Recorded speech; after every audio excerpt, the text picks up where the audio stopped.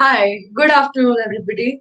My name is Samruddhi Prabhudesai and I'm pursuing MS in Mental Health Counseling. Hi, good afternoon, everyone. Myself Ishita Malik, and I am pursuing MSc in clinical psychology. So, the topic that we have for today's live session is prolonged illness and its effect on mental health. And we have Dr. Dipali Deshmukh with us as our speaker today. She pursued her qualifications in MBBS and MD psychology and she's a a neuropsychiatrist at Prerna Hospital. She's also an assistant professor at the Department of Psychiatry, MGM Medical College, Aurangabad. Welcome, ma'am. Hi. Hi. Now I'll tell you as to why we chose this topic. The reason is that I have one of my dear friend. She has been diagnosed with one of the prolonged illness, which may have a cure or not in future. We'll see. But that is why I was doing my research from my end, and I wanted to help her in a way. So I thought since we are doing this initiative, let's use this platform to spread awareness too, because prolonged illness is not something rare. We think it is, but it isn't as rare. So that will just make us more empathetic and also understand their struggle, so that we can also make their life a little easier. I know we can't completely eradicate their problem, but then we can at least be a support system. So yeah, that's why this topic, and we are very excited to see and talk with our professional here, Dr. Dipanshi Deshmukh. She will be telling us all the effects that prolonged illness has on our mental health. So welcome, ma'am. Thank you for taking part in our initiative. Okay. Hi. Thank you so much, both of you, for inviting me over here. And first of all, I want to clear that my name is Deepanjali, and it's very common for me that everybody calls me Deepali, Deepa, and everything, just because I have such a long name. So I can totally understand that people misquote it. I really congratulate both of you for this initiative. I watched all your videos. Last session with Abha ma'am, I attended it, and it was really great. And I think you people are doing really great job in this mental health, and in the time of this corona, it is really necessity. Okay, and the topic that today you have chosen, that is also is of very important. First of all, because even though we feel that all these chronic illnesses are rare, they are not rare, like you mentioned already. What happens is that most of the acute illnesses, there are two categories, acute and chronic. So acute illnesses is like fracture or something. We can see them. किसी को अगर fracture है, कुछ जख्म है, कुछ है, we can see that and we can empathize with them very easily. Or even somebody has fever, so वो सामने दिख जाता है clearly कि okay, that person was okay yesterday and today is not okay, so we can just see and we can just correlate with them, we can offer them help. But most of these chronic illnesses we are talking about, they have such a huge course, probably we don't know what the person used to look like when he or she was normal, and we cannot even identify them and recognize them. So it's very important to identify those people and to offer them help. So this is very important topic, and it has a lot of mental health indications. Thank you so much, ma'am. That was really great. Yeah. So we had the same thought process, right? Yeah, we did. Yeah. Anyway, so having said that, I think moving forward, what we're going to talk about in today's live session is, of course, what chronic illness, what prolonged illness is, what are some of its symptoms, what are some basic, types of chronic illnesses, how, of course, the mental health of the affected individual, um, sort of gets if they're suffering through a prolonged illness, and also how people around someone the affected, how they can handle their own mental health and how they can handle themselves. So that's what our session today is going to be about, and I think let's get straight into it. Yeah. So the first question is, what is prolonged illness, and can the words prolonged illness and chronic illness be used interchangeably? Okay. First of all, I would say that chronic is a term mostly used by medical professionals. Okay, and prolonged illness is, we can say it is a general it is an interpretation by the general population. So as a doctor, I would rather go for calling certain illnesses as a chronic illness than prolonged illnesses. Okay, but we can use it interchangeably for most of the disorders. Okay, to call any disorder as a chronic illness, there are certain things that has to be there, that it has to be of the long duration. Long duration can be defined as more than at least 6 months. Okay, and it depends upon the various disorder what is that duration, but it has to occupy a significant amount of the life. ऐसा नहीं है कि 2 दिन बीमार पड़े तो उसको हम क्रॉनिक बोलेंगे. It has to occupy a long duration. It needs to have a various latent course. जैसे as in case of the HIV, the patient can have a latent period for years. Okay, from the exposure to the infection and to the development of the symptoms. Then they have a very protracted clinical course. So one person with a hypertension will have a very different course than any other person. Every disorder has its own story. That's what we say into it. And they have a multifactorial etiology most of the time in all these chronic illnesses. That's why it becomes very difficult to find the cure for them, because since their etiology is also very complicated and it is spread throughout the life. There are various factors that exacerbate them. Sometimes they do not appear for years or months together, and all these things that makes these illnesses kind of enigma. They are not very easy to treat because of all these things. So yeah, for general people you can use these terms interchangeably, but chronic illnesses is mostly used by the medical professionals. Okay, yeah, thank you so much, ma'am, for that answer. And now, since we know which term goes, we can use it in a better way and with better understanding. Right. So now let's move on to another question. Which are certain common prolonged illness? So we can talk about, if we try to list all of them, then we can talk about for next 1 hour about them only. Okay, but we will just enlist a few common things like hypertension, okay, diabetes mellitus, then epilepsy, your migraines. Okay, then if we go for an infectious etiology, then disorders like HIV, tuberculosis. Even though tuberculosis has a cure now and it is curable, but still it is one of the chronic illness. Then there are certain autoimmune conditions, arthritis, for that matter, rheumatoid arthritis, then multiple sclerosis, all these illnesses. Then there are certain illnesses like Alzheimer's dementia or various dementias for that matter, stroke. So there are so many disorders. Certain disorders are they can start from the childhood also. So Huntington's disorder or Wilson's disease, they have a genetic origin, but they can spread throughout your life. They have a prolonged course also. So asthma, epilepsy, there are multiple disorders. These are few common that we see day to day. Cancers, the cancers are very rampant. Okay, then there are certain disorders like chronic kidney disease.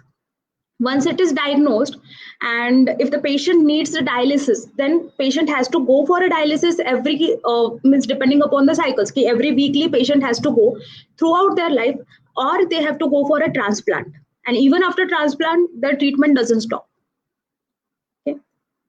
So these illnesses involve each and every system of your body. And there are multiple etiologies. It can be infective, it can be autoimmune, and they can affect any part. Okay. Can you describe what is etiology like for our viewers so that we understand the term exactly what it is? So etiology means why this particular disorder is occurring. Okay. So basically, what are the causes of that particular illness? So there can be certain genetic causes, there can be some environmental factors. Okay, there are, for psychiatric illnesses, there are even social etiologies also. So these are just like what causes the illness. Generally, for these chronic illnesses, the etiologies are mixed. So there is some role of genetics, there is some role of environmental factors, there are some roles of what is the exposure that is happening to a patient. And all these things, when they come together, they give rise to the development of the symptoms of that particular illness. Perfect. Thank you, ma'am. Okay, what are some of the common symptoms of a prolonged illness? Like we discussed everything from chronic, from cancer to epilepsy to say I think Parkinson's can also be a part of prolonged illnesses, to schizophrenia or dementia or Alzheimer's. Are there a basic set of symptoms that that is visible in an individual? Actually, even though we are discussing them together, chronic illnesses is not a one medical category. So every disorder has its own course depending upon what is the etiology. So for example, there are certain illnesses which do not have any symptoms unless and until they develop some complication, जैसे hypertension or diabetes. आपने ऐसा देखा है क्या कि diabetes का कोई भी पेशेंट ऐसा बोलता है कि मुझे ये हुआ था, इसकी वजह से मुझे डायबिटीज है डिटेक्ट हुआ.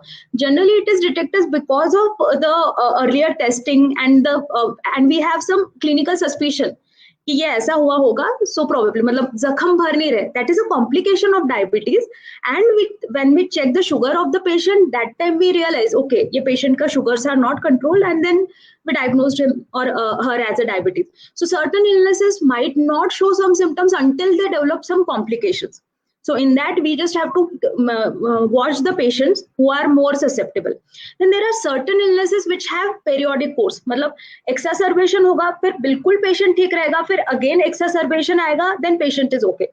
जैसे epilepsy, then asthma. Okay, even in psychiatry, the disorders like bipolar disorder. कि patient has episode of mania or depression, then patient एकदम okay रहेगा, then again some episode of depression or mania. Okay, then certain disorders have, once they are diagnosed, they have some continuous course, like arthritis, rheumatoid arthritis for example. These patients experience certain symptoms continuously. Okay, and few disorders have deteriorating course. Once the disease is diagnosed, the patient have experienced like a kind of downhill course in terms of their functionality, overall pain management, and everything. Example of this is Alzheimer's dementia. Once the patient is diagnosed with it, gradually there is a cognitive decline that is seen, and there are very few things that can be done to reverse that or to halt that. Only thing that we can, the medications can be given just to assist the patient and to slow down that process. Okay, and certain symptoms are very common with these disorders are like the symptoms in the sleep disturbances of appetite, and generalized weakness. These are mostly seen with all these illnesses, but these are non-specific. We cannot attribute it to one particular disorder.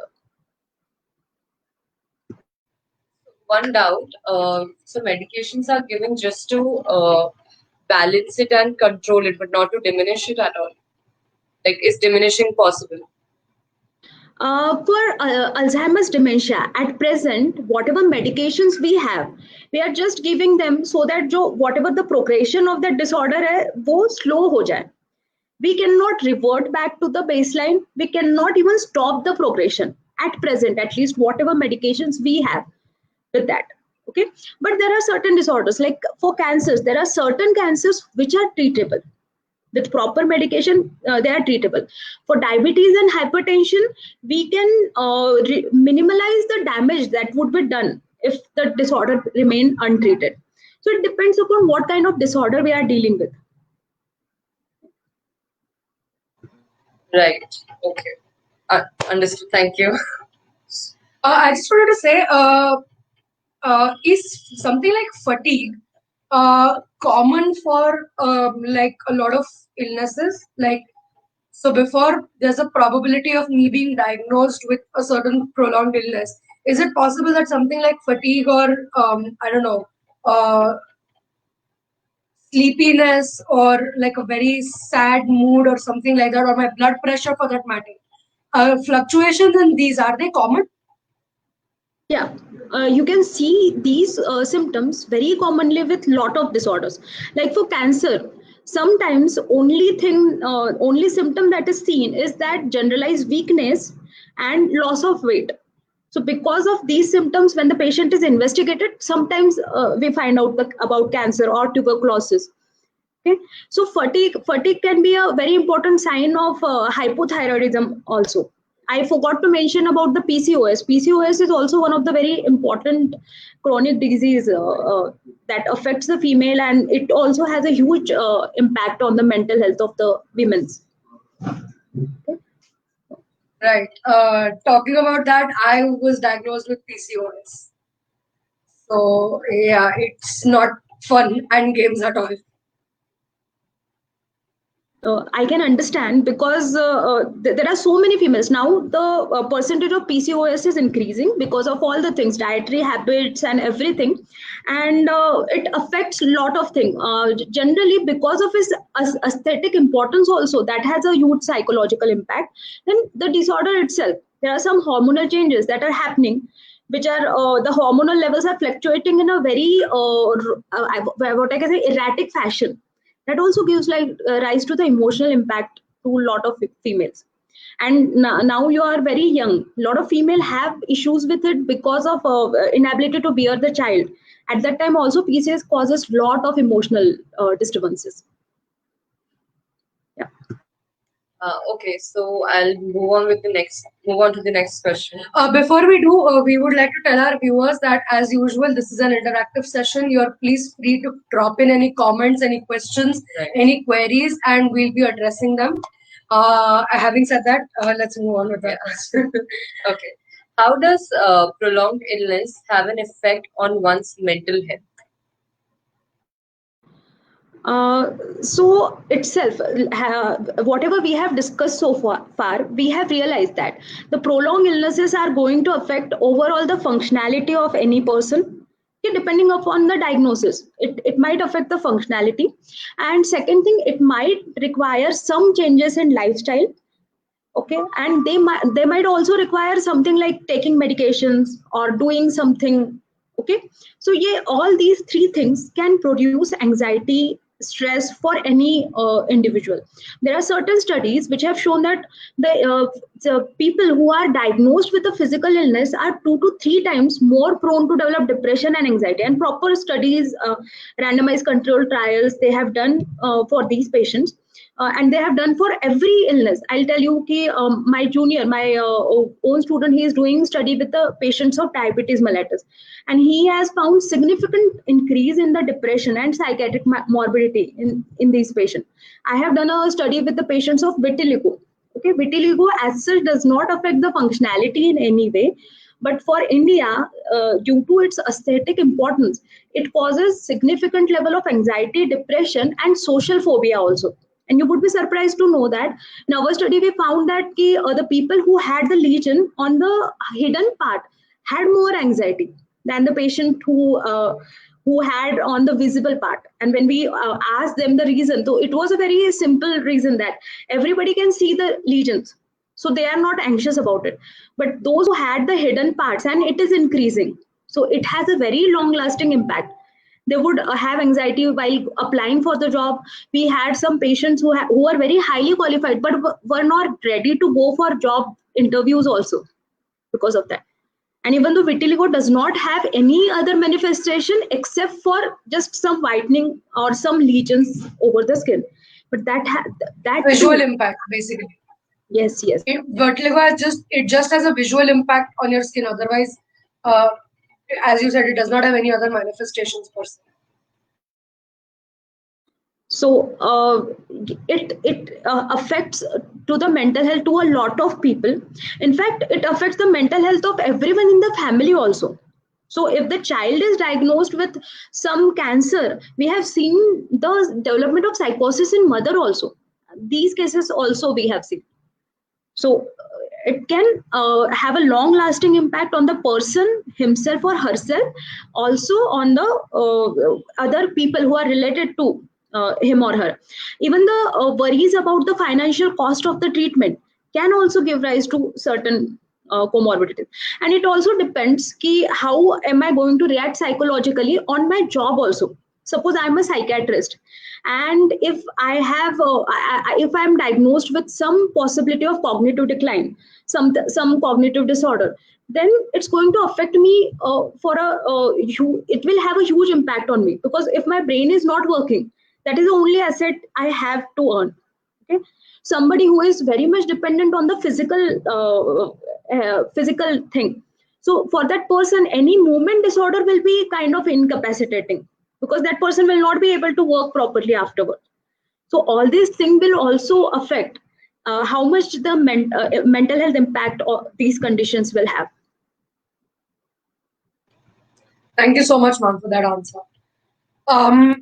Okay, moving on. Talking about like its impact on mental health, is it possible that two individuals with the same prolonged illness have a different impact on their mental health? Is it possible that their mental health will be affected differently even though their illness or their diagnosis is exactly the same? Yes, of course, it is very much possible. In fact, there are studies, whatever the study we have done, so in which the gender affects a lot. In case of the aesthetic disorder like vitiligo, the females diagnosed with vitiligo had more anxiety and social phobia compared to the male counterparts. Okay. Then depending upon the previous initial coping style of the individual, that will also decide what impact that particular disorder is going to have on the individual. Gender, then pre-morbid personality, that is going to be there. Like I told you, the impact of the occupation will also decide how much mental impact. Every disorder has its own story. Every disorder will, even if diagnosed to the person, will have a different impact. Matlab, suppose there is a diagnosis of the cancer, even the treatable one, but the person with a lower socioeconomic strata will have huge impact because of the financial stress that is going to cause to him or her. And if I diagnose some lady in an allied class, maybe she is also going to feel very bad about it, but she will at least know that I can afford the treatment. Okay, so same diagnosis, same label, even if it is there, it is going to affect hugely to everybody, depending upon the other environmental factors that person has. So not just the diagnosis of the mental illness itself, but other factors such as your social factor, your social economic factor, your own personality traits, your coping mechanisms, your previous lifestyles, your tolerance, true, your environment for that matter, your everything. I mean, there are a lot of factors even apart from the illness itself that contribute to how it is going to affect your mental health. All right. Thank you so much.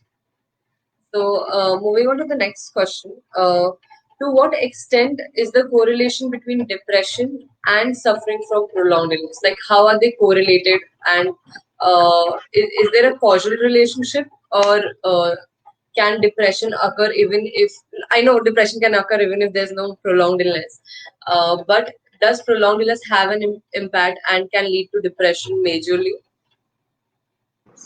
Yeah, for this also we have a lot of research available, and in certain illnesses like cancer, diabetes, even asthma, then certain lung disorders, all these things, it is well established fact that depression, all these disorders can lead to depression.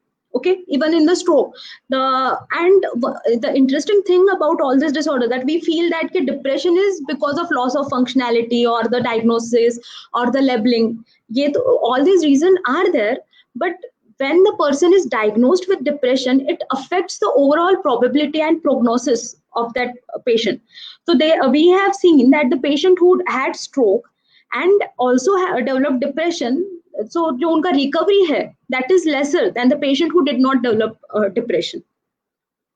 Okay, so the presence of any psychiatric comorbidity affects the overall course of illness, because it is obvious now the person, like I told you, for after diagnosing any chronic illness, you have to change your lifestyle, and you need a regular compliance with the medication. Maybe you will have to meet to various doctors, not just physicians, but आपको occupational therapist के पास जाना पड़ सकता है, आपको physiotherapist के पास जाना पड़ सकता है.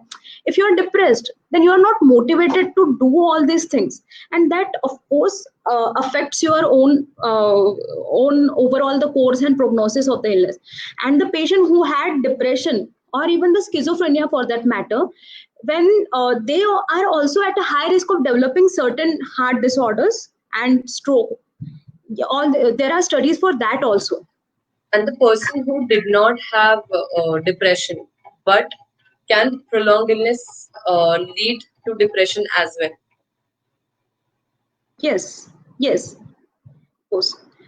Or any kind of diagnosis, and if I'm told that ki, okay, this particular thing is going to have uncertain course, we don't know whether it can be curable or not, and whatever the treatment option, they are in somehow in experimental stage, so it is some uncertain future that we are offering to the patient. Okay, so this uncertainty itself is going to cause depression in a lot of people. Okay, thank you. Yeah. Okay, so the next question is, how can the journey of an individual accepting that they are diagnosed with a certain prolonged illness be made easier? Because it can be very tough, like, so I mean, anything, even like a small illness that is curable also, I think it has an impact on one's mental health until an individual knows that now we are fine and the medications have worked. But knowing that I am diagnosed with something that is going to stick with me for a long amount of time, um, as we have already discussed, can lead to depression, can have so many other impacts on our mind and our body as well. How can that journey be made easier of accepting from a psychological standpoint? Yeah. So first of all, every individual is going to take whatever time he or she needs to cope with any situation. We all know the stages of grief. Okay, so we generally think that it is in case of the death of the loved one only, but that will apply to this diagnosis also. So first of all, probably the person will go into the denial, then anger, then bargaining, then depression, and then acceptance. Few people will move through all these stages very fast, and few of them would take as much time as they need. But there are certain things that can be done to reach to the acceptance stage sooner. One thing that we can do, as even as a healthcare professional, we can offer as much scientific information possible about that condition to that individual. Okay, so it will do two things. One thing that will happen, that person will at least know what is my condition. He or she will know what to expect, because certain disorders, like we have talked ki, they have a huge course, and पहले हाथ दुख रहा था सिर्फ, maybe अभी tremors आना शुरू हो जाएंगे, like in Parkinsonism or something like. So if it is unexpected, so that person is going to feel again anxious and depressed because of this uncertainty. Why this new symptom has arisen now? What is the reason? So if that person can scientifically find out whatever the things that are expected throughout the course, then that helps the person. Then second thing, if the scientific information is given, then we don't go for another alternative treatments. Some of them might work, some of them might not, but if that adds to the financial burden to the person, then again that would be an important factor to increase the psychiatric morbidity for these patients. Then second thing is, we can decide with whom I would like to share my diagnosis, and ask for the help whenever I need it. Okay? I'm not saying that you have to tell to each and every passerby person about your whatever I'm suffering from, but it would be good to have someone to listen to you. Okay? Then another expectation is that feeling good. We expect that ki positive attitude will help you, and everybody tells that ki okay, ये ऐसा हुआ, लेकिन वो मेरे जो चाचा थे उनको तो इतना बुरा हुआ था. So you are at a good place. But when we are diagnosed with something which really cannot comprehend that कि okay, उसके चाचा को ज्यादा बुरा हुआ था, तो comparison में मुझे अच्छा है तो मुझे अच्छा लगेगा, ऐसे नहीं होगा.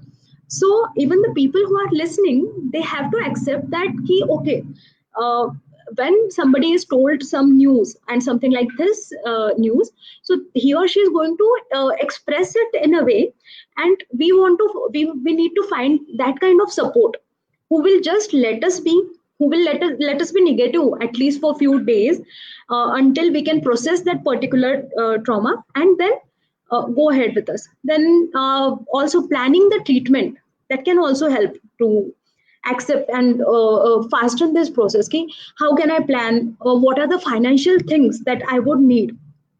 Okay, even though initially when we are diagnosed, maybe we don't think about it, but if we plan in advance the finances related to it, so वो आगे जाके हर इसमें कि अरे इतना खर्चा आ रहा है and this might need, so something like that might not happen. I would say rather than being prepared for such things would be a good thing. So like having mediclaim or insurance, it might be a very good protective factor, so that the person will not have a lot of psychological trauma after diagnosing some chronic illnesses, because some of the treatments are very costly, and it becomes difficult for the family members to cope with all these expenses.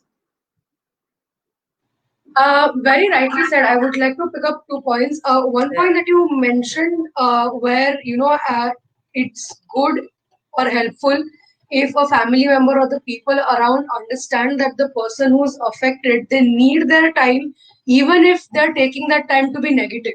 I think what we tend to do, and of course out of love, I don't think anyone has an ill intention, but what we tend to do is, अरे यार हो गया ना, अभी 2 दिन हो गए, now you realize what has happened. Try and get out of it. Positive सोचने की कोशिश कर. अपन दवाइयाँ ले रहे हैं. In that way, we also try to diminish the other, like the other person might feel that we're diminishing their problems, and Right.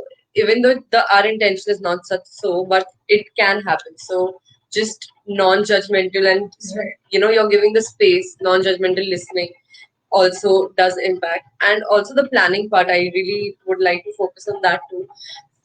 But also one more doubt I have is definitely the diagnosis brings a lot of uncertainty, and maybe planning can give us a structure.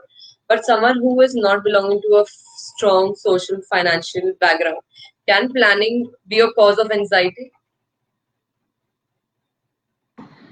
Yeah, it can cause anxiety, but I would tell you, whatever the insurance schemes that are available, suppose for now, so they are not that costly. I will not say that you go for some insurance cover of 1 crore or something, but at least some decent amount, if we invest into it, that would help us, because we cannot be sure ki how many days, if I have to get admitted, I cannot be sure na, ki how many days I have to be in ICU, how many days I will be admitted, what kind of procedures I would need. So doing something at that point might be very difficult for the person. It would be very difficult for the rather a family members of the patient.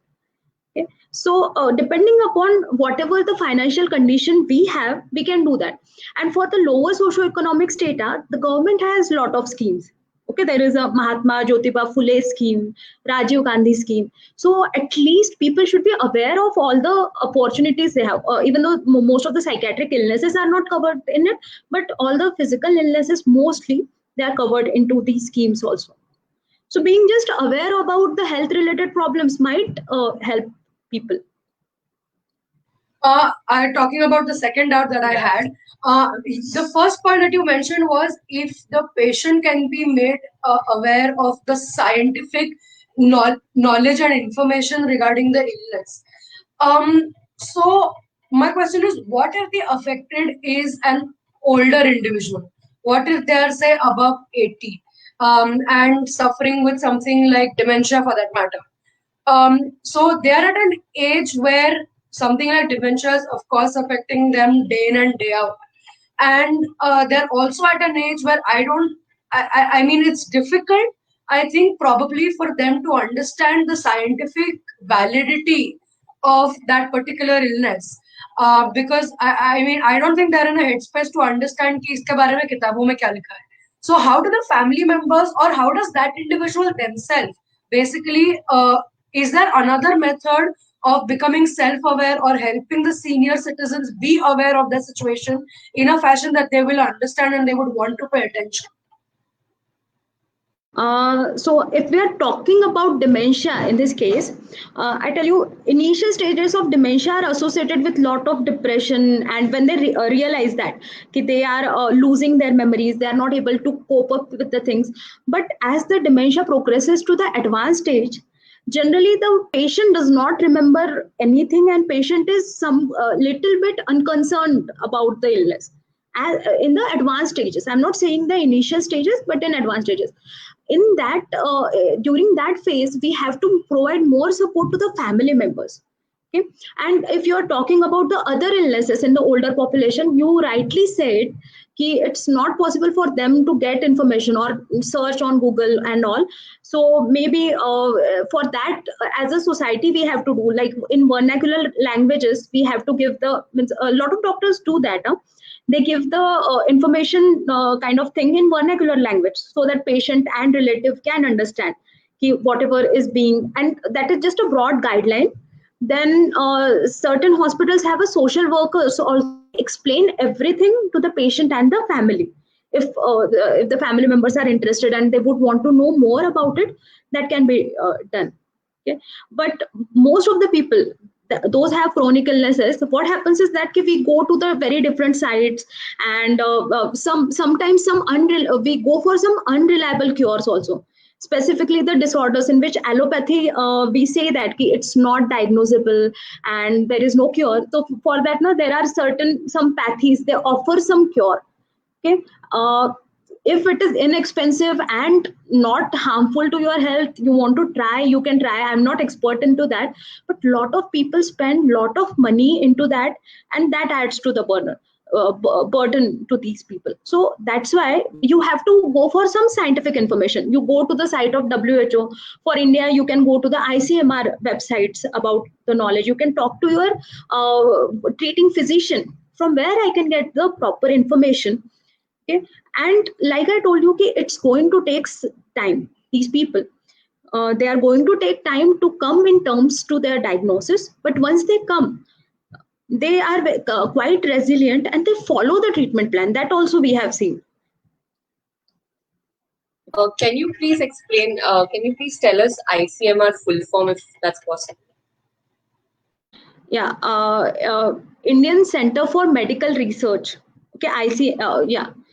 So in that, like in this COVID pandemic, there you must have heard there are some guidelines that are issued by WHO. And for India, whatever the data that we get and whatever, it is an official government organization. Okay, you will get a lot of information from these sites also. Okay. Then there are certain sites dedicated to particular disorders. Like for the psychiatry, there is a site of the Indian Psychiatric Society. You will get a lot of information related to psychiatric illnesses on that site also. For epilepsy also, they have their own sites. Okay. Even though India, we don't have that much developed sites.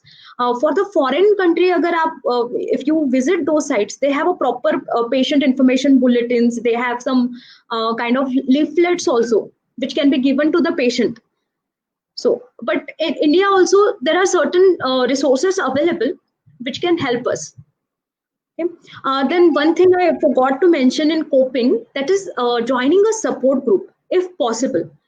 Even though we are just entering into this right now, okay, there are not lot of support groups, but if it is available in your area, it would be very good if you join them. And even you can go for online things. There are blogs. I think on Facebook also there are a lot of communities available. So just knowing that I am not only one who is going through this, and whatever I am feeling, it is also not abnormal. Both things helps the patient to come in terms with the diagnosis. It's like you get a community support. Yeah. Plus, support groups was predominantly, I think, an American tradition. I mean, they have a lot of support groups for, a various amount of things. Some things that we don't even know for that matter. And I think, thankfully, that culture is slowly now coming to our country, where, as you said, as small as it may be, but Facebook पे एक group मिल जाएगा, बाकी कुछ नहीं. It's possible, and I think that's great. I mean, it's a very good culture, and definitely I think helps the person who's affected. I think having said that, we have two questions from the audience. We'll address the first one. The question says that since the last 15 days, Sir has had some kind of pain in his hands, but now he's feeling cramps in the hand. Sir wants to ask if this is a mental problem. Considering the duration of just 15 days, I would say you should go for a detailed evaluation for it.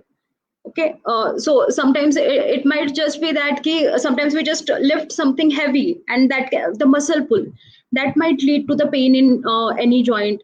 Then कभी कभी हम लोग को ऐसे सोते समय वो हाथ नीचे आ जाता है बेड के नीचे, उसकी वजह से भी प्रॉब्लम होता है. Then if you are feeling cramps and continuous pain, and if it is associated with the weakness, so I would suggest you should go and get evaluated from the orthopedician. At least a routine X-ray should be done and some relevant test. If you have any other symptoms associated with it, that also should be mentioned. And we cannot label anything as a mental problem immediately just due to the 15 within the 15 days. Okay. If you have any recent stressor and something related to that, we have to get the detailed history. You people also know that. But I would not label any problem which has just a duration of 15 days as a mental problem before doing any thorough evaluation. I would suggest you, sir, you should go to some doctor in your locality. And I think now because of open up, the doctors might be available. You should show to them. And if every evaluation comes normal, then we can consider the possibility of psychiatric problem. Thank you so much. Also, for the second question that we have in the comments, we already have that question chalked out. So hang in there and we'll get to your question as well. Right. Moving on with the next question. Okay, so how does the effect of prolonged illness affects our lifestyle? So what are the changes, what are the alterations that our lifestyle goes through? Can you please address that? Okay. So first of all, it will depend upon the diagnosis that you have. Okay. So कोई भी diagnosis है, उसके ऊपर से आपको decide करना पड़ेगा कि how your life will be changed. Still, there are certain healthier lifestyles that we call. So that is going to benefit each and every person. Eating nutritional diet, okay, that is going to be helpful. Then sleeping on time, having some yoga or any kind of exercise, specifically for the diabetes, hypertension, exercise is going to help you a lot. Okay, even there are certain studies that for the need for the medications of hypertension can be reduced if you do certain yogasanas. And all these are the scientific studies published in the reputed journals. So we can trust onto them. Okay. Then not eating the outside food. All these things, these are just some tips for the healthy lifestyle. You can find them everywhere. But yeah, another change in lifestyle that can happen because of your disorder is that whatever you used to do previously might not be able to do now. Okay. So suppose you have arthritis. And you were yoga instructor, or you had your own gym. So yeah, that is going to change. Of course, this person whose lifestyle and even the livelihood is going to change because of this disorder are going to find it very difficult to cope with it.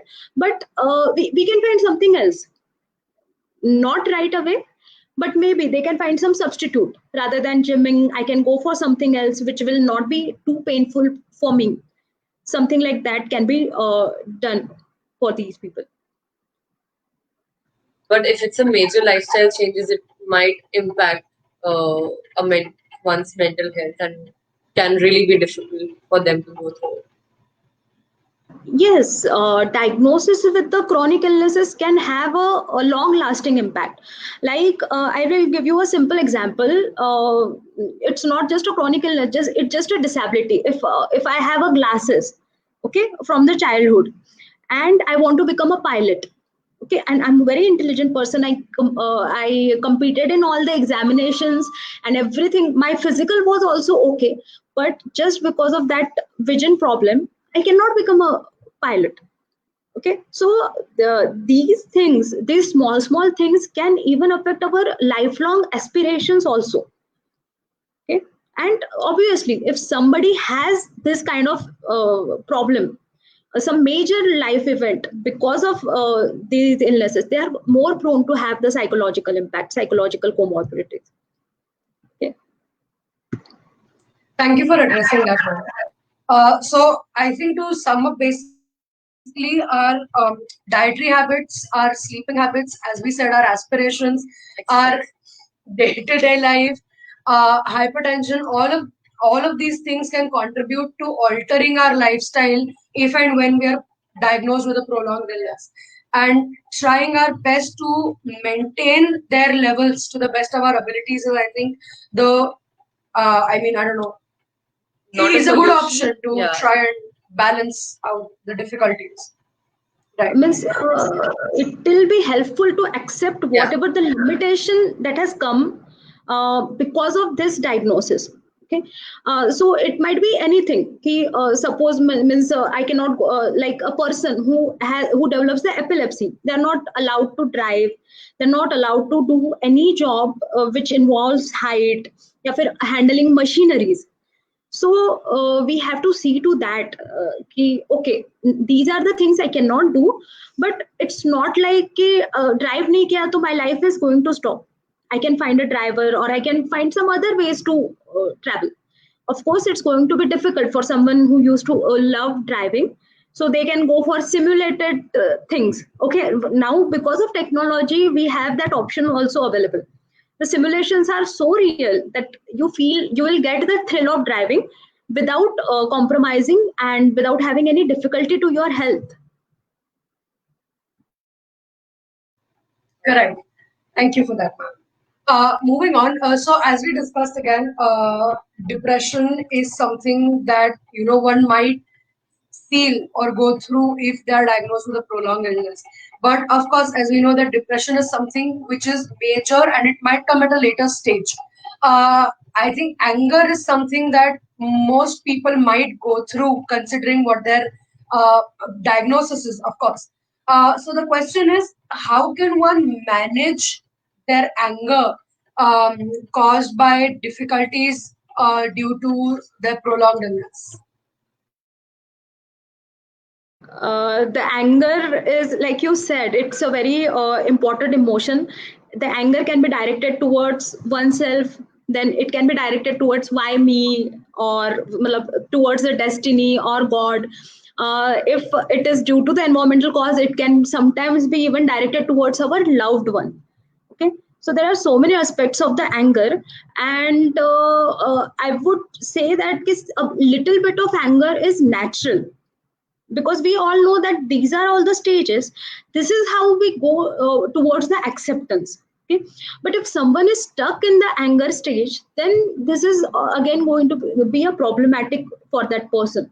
So I would say that joining a support group and having some people who are going through the same might be helpful for these people.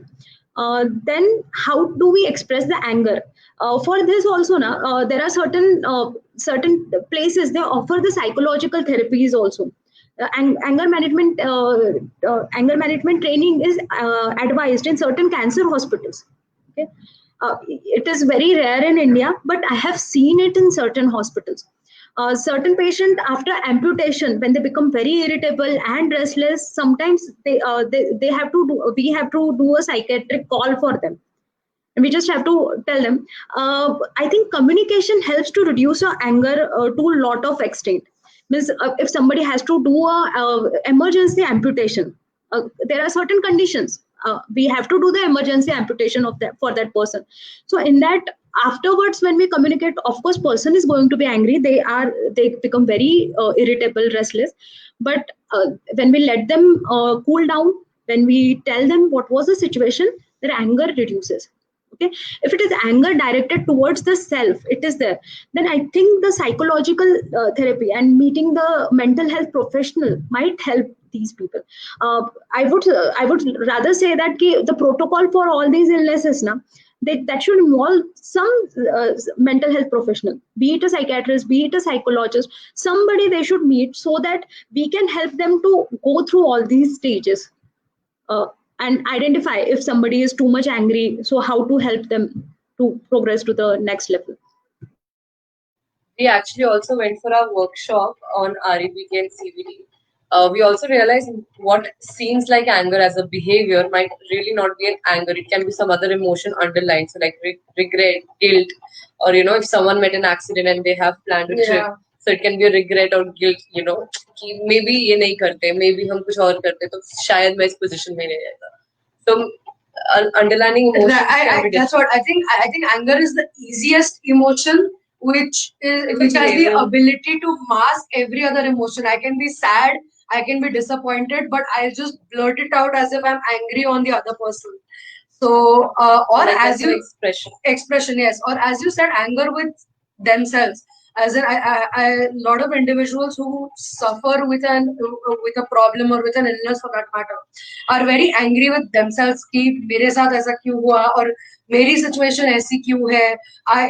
And of course they see their friends or their family or people around them are able to carry out normal things like normal activities in life, but that individual is unable to. So a lot of anger is not only projected on the other person but also on themselves. I think I think a lot of people do people resort to self harm as an outlet of anger?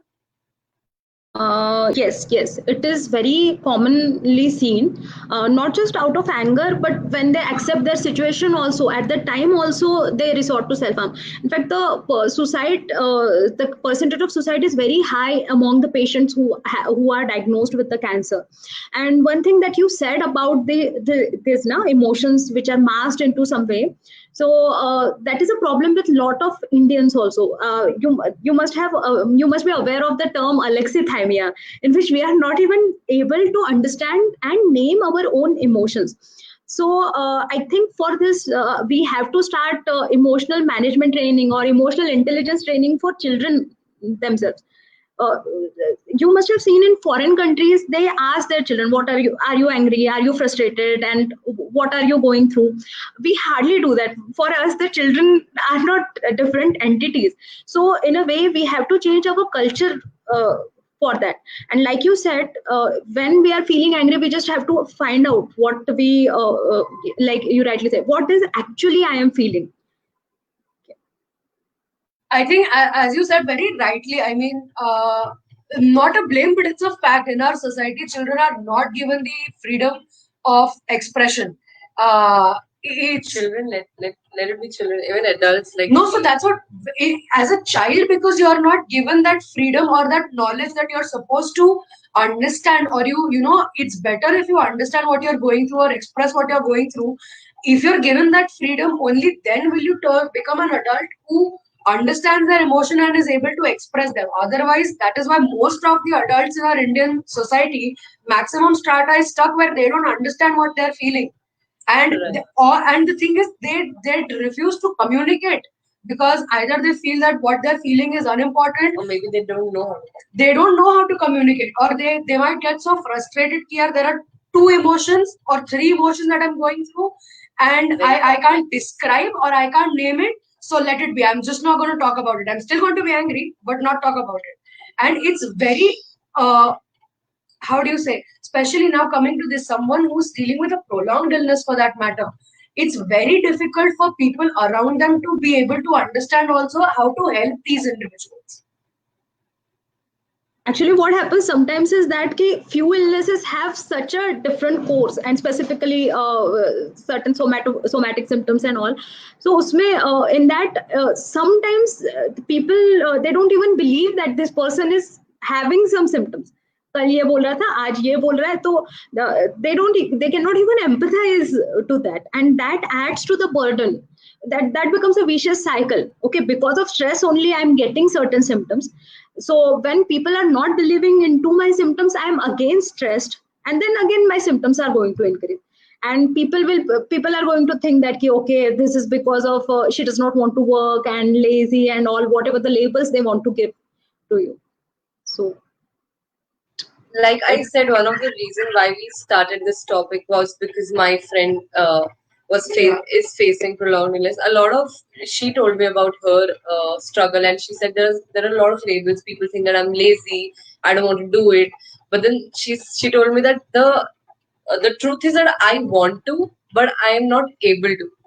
There's such a difference, and people are not understanding it, and that also leads to frustration of the person who is actually diagnosed with the illness. Right. No. I just wanted to take up a question. We have a question in the comments. Can you suggest a support group for anger management of a handicapped person? Are there any support groups?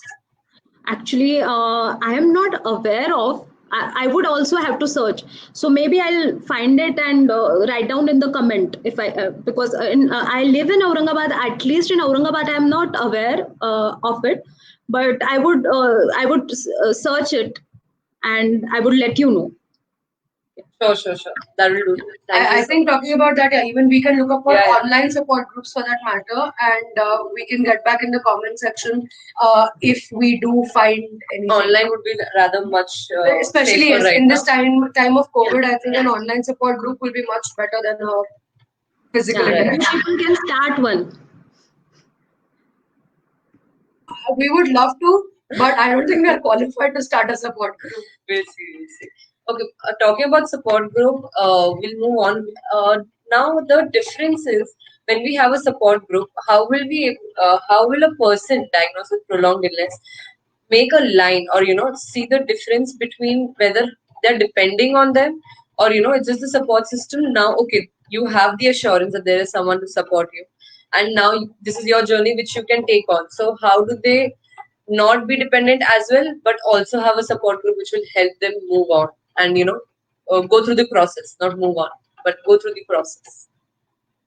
I think the support groups are very helpful to the people, and generally they don't get dependent on it because support group now roles keep on changing. At least the support group I know is the support group for alcoholic patient, in which what they do, person who is a sober, that is recovered alcoholic, who has stopped consuming alcohol for a particular number of time, that person helps the newer person who is trying to give up on alcohol in his journey. So that thing helps both of them. This helps the other person who is a mentor kind of thing to help to become a sober himself or herself, and the other person is also helped so that he has somebody. So whenever I have a craving, so I can call that person and that person will help me to get through it with it.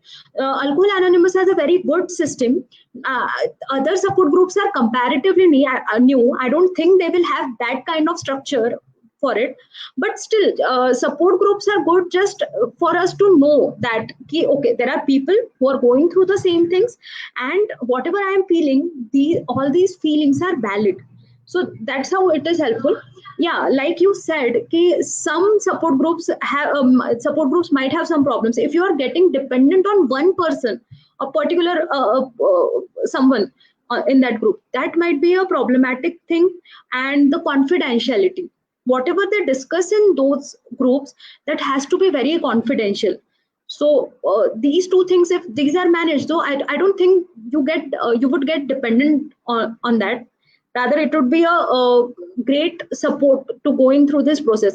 And generally, if whatever the institutes I'm talking about, specifically the Cancer Institute, they have a limited numbers. Means you cannot go there unlimited for unlimited time. You attend some number of sessions, and then you have to go through your life. Then again, your psychologist will reassess you, and then it would be decide how to go further. Right. So as you're saying that support groups are very structured, what if the support is provided by someone who you're emotionally close to, like a family member or a friend? So when to demarcate the difference, as you're depending, or you're just having an assurance of someone being there, but also being able to take your challenges by yourself. To ensure that there's no over dependency, basically. Right. Because there's a fine line between, so for example, like she's here, there's a difference between relying on her for something, for a certain help, but then having been completely dependent on her for that matter. How does an individual diagnosed with a prolonged illness how can they draw a line between these two things? In that, we also should look at the other person also. Okay, so if that is also a very good indicator. So suppose if my mother is taking care of me and my mother has stopped going anywhere, she is not attending any family functions, and she's just around me all the time, and I am also even if there are certain things, of course if I am diagnosed with cancer, and it might be a terminal cancer also, but there are certain things I can still do on my own. But if I'm depending on that also, on my mother, then that is too much dependence. If that person's whole world is just about me, if it is something like, if the situation is like that, then that can also be a point of over dependence. Because it's like that ki other person should have his or her own life and should take care of me. Then another thing is that ki what if, imagining that, what if that person will not be available? Suppose there is something, I'm dependent on my partner, spouse, but he has some, suppose a job related thing to do, and he has to go out for 7 days. So for those 7 days, am I capable of being on my own, or is there any other way? So suppose there is a physical disability, I cannot be alone, but am I able to emotionally distance myself during at least those 7 days period? So that will show over dependence and relying someone for help. Okay. Another thing is, it's very important, at least for the Indian population, to tell that I need help. Okay, most of the people we have is that they, rather than being emotionally over dependent on someone, they cannot even tell the others what they need. They need support, and support might not be a physical support, just emotional support, but that emotional need is also not communicated properly. Correct. And being on the topic of emotional needs being communicated properly, I think we move on to our final question. For the individuals living with a patient diagnosed with a prolonged illness, how can they deal with the responsibility that comes with handling the patient?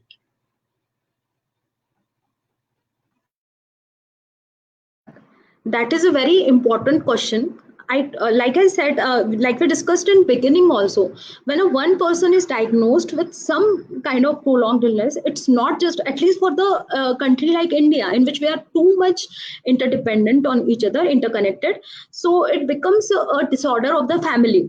And what happens over here is that initially the people are too much involved into the caring. So I have seen the families कि शुरू के जैसे कुछ diagnosis मिलता है उनको, तो शुरू के कुछ दिन बहुत सारे लोग रहेंगे, and we cannot leave him or her alone.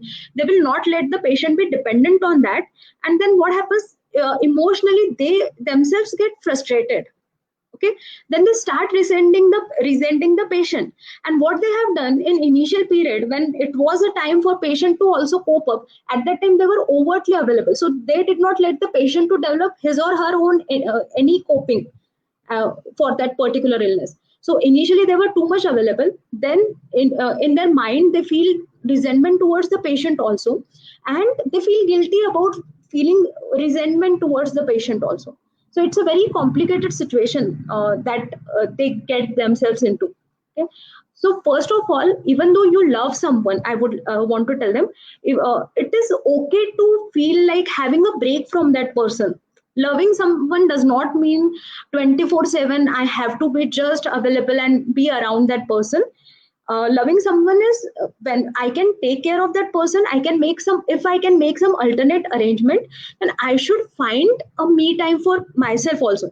When I am emotionally healthy, when I am emotionally charged, then only I can take care of other person when he or she is needing me emotionally. So planning some me time. So if the child has some chronic illness, or the parents have some chronic illness, and somebody else is caretaker, I would suggest that that caretaker should plan a regular me time, holidays, or at least some time in a day.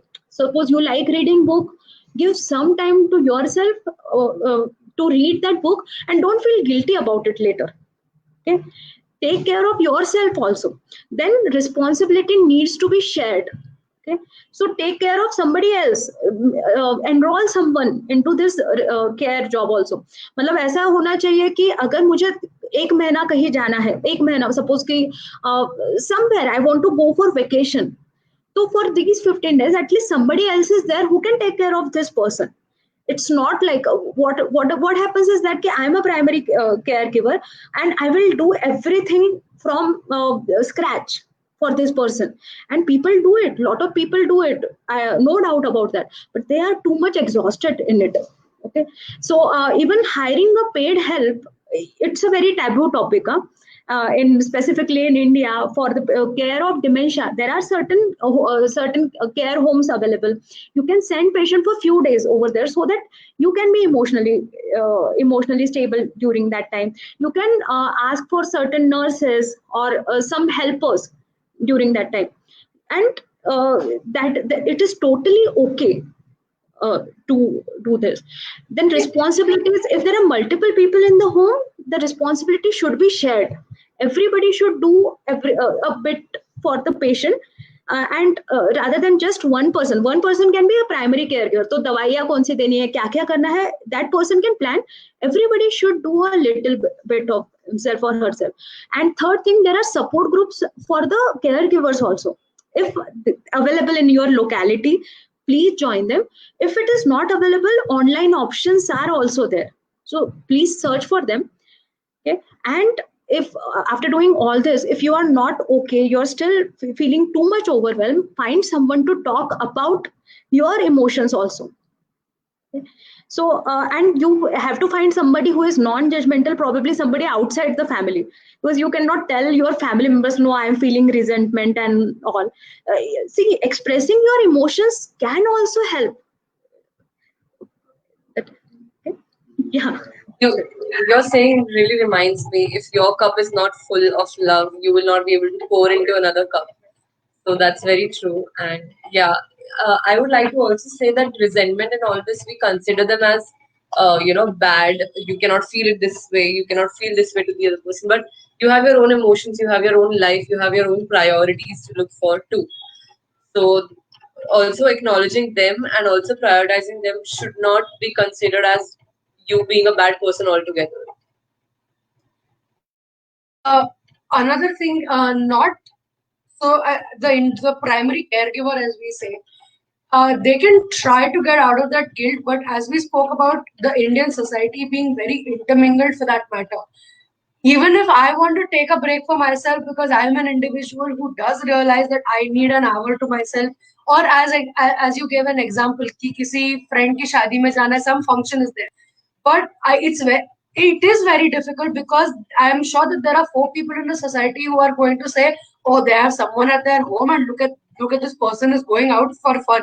चार लोग क्या बोलेंगे? हाँ, correct. वो अपना जो सवाल आता है, 4 लोग क्या बोलेंगे, वो बहुत, because that's true. I think even if I understand and I want to take time for myself, this is a very, I think, sociology wala question, but how can an individual try to keep their guilt at bay even when the society questions them?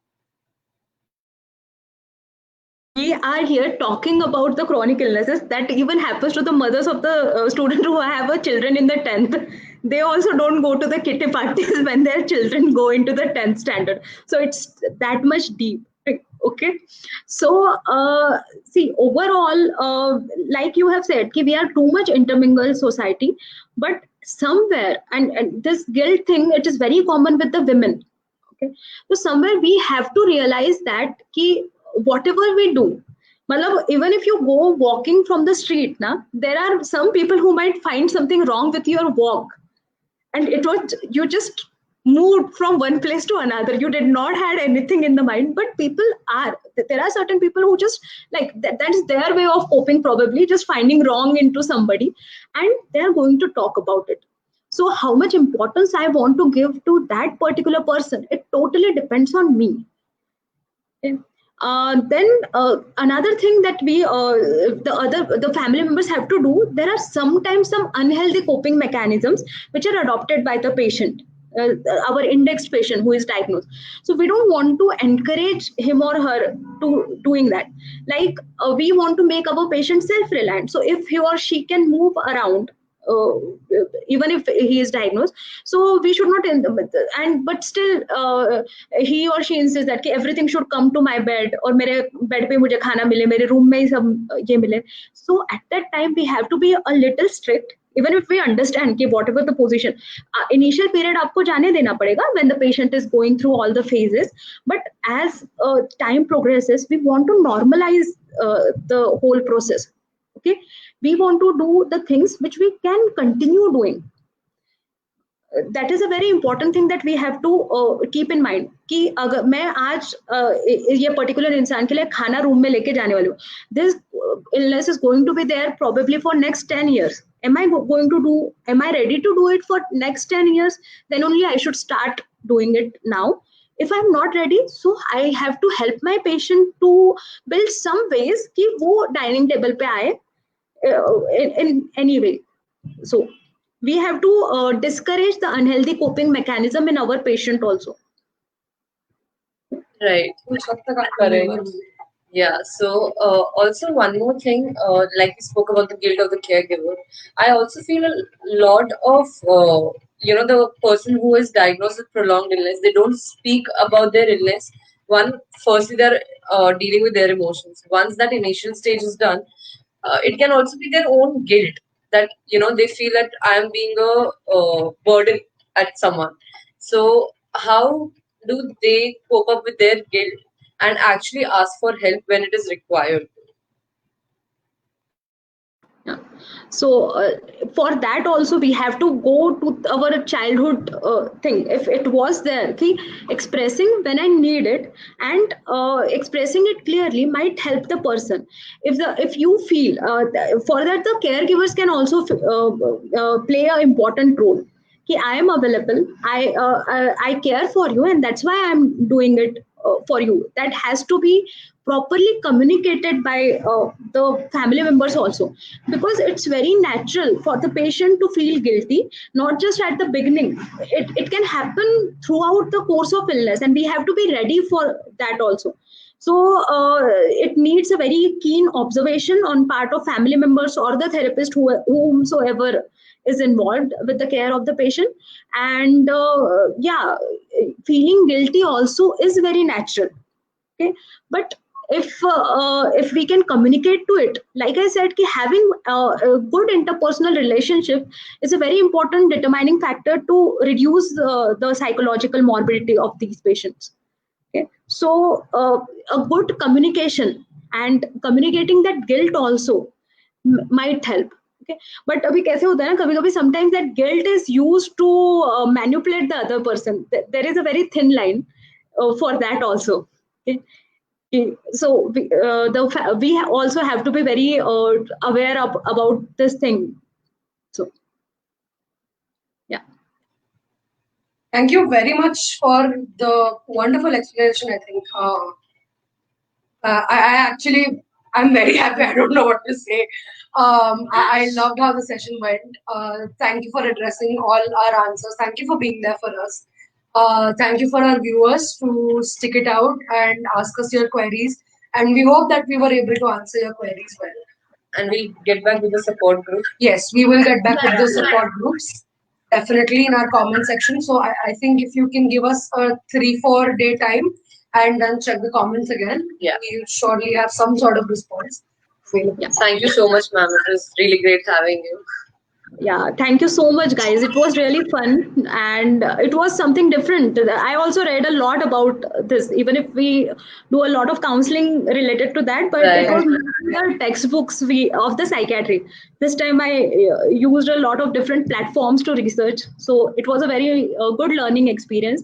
And all the best to you too. This is really amazing you're doing, and thanks for inviting me. Thank you so much. Thank you so much, ma'am. That's very heartwarming, and thank you for taking the efforts. As you said, thank you for taking those many efforts for the session. It really makes us feel good, and I think it gives us also the assurance that what we are doing is definitely worth it. Yes. Yeah. Thank you so much. Yes.